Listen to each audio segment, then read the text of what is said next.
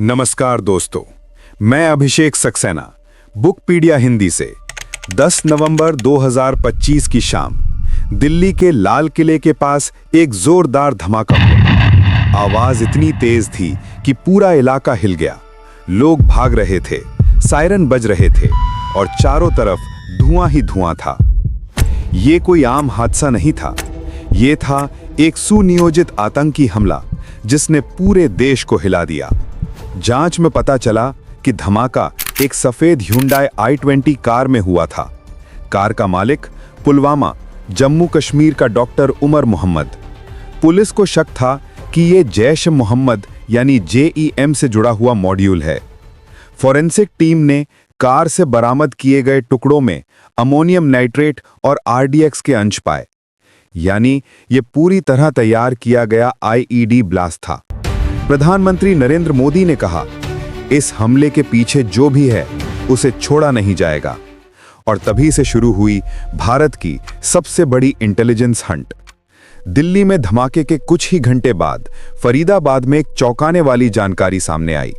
एक किराए के मकान में पुलिस ने छापा मारा और वहां से बरामद हुआ 2900 किलो विस्फोटक पदार्थ, जिसमें शामिल थे 360 kilo ammonium nitrate, 20 timer, 24 remote control और असॉल्ट राइफल्स। मकान किराए पर लिया था डॉक्टर मुजम्मिल शकील और डॉक्टर आदिल अहमद रादर ने।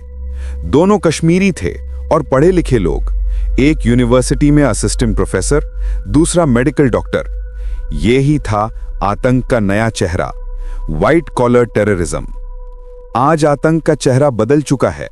पहले आतंकी पहाड़ों में रहते थे, अब वो लैपटॉप और लैब में हैं। ये पढ़े लिखे अंग्रेजी बोलने वाले लोग सोशल मीडिया और एन्क्रिप्टेड चैट ऐप्स पर नेटवर्क बनाते हैं। इनका तरीका है पहले ह्यूमैनिटेरियन या कम्युनिटी डेवलपमेंट के नाम पर NGOs बनाना और फिर उन्हीं के जरिए पैसा और हथियार भेजना। फंडिंग आती है पाकिस्तान, दुबई और कभी कभी यूरोप से भी।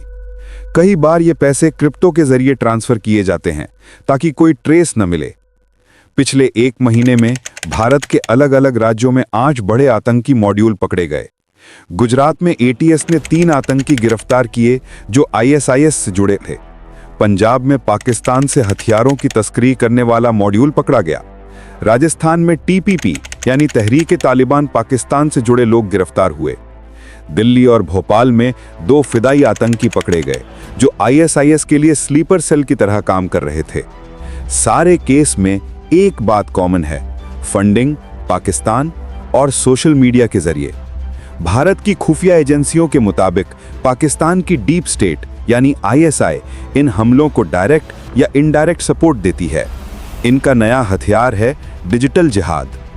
एन्क्रिप्टेड ऐप्स जैसे टेलीग्राम, थ्रीमा और सिग्नल पर संदेश भेजे जाते हैं जहां कोड वर्ड्स का इस्तेमाल होता है, जैसे डॉक्यूमेंट का मतलब बॉम्ब, मीटिंग का मतलब अटैक।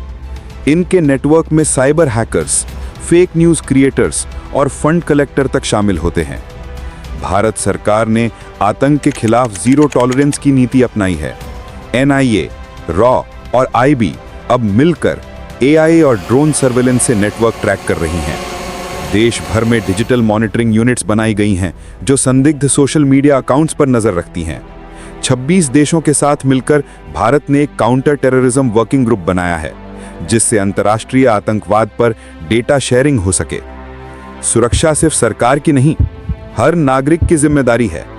अगर किसी मोहल्ले में कोई संदिग्ध गतिविधि दिखे, किसी ने अचानक भारी सामान घर लाना शुरू कर दिया हो या रात में अजीब आवाज आती हो, तो तुरंत पुलिस को सूचना दें। पुलिस हेल्पलाइन 100 या 112, साइबर क्राइम हेल्पलाइन 1930। हमारी एक रिपोर्ट किसी बड़े हादसे को रोक सकती है।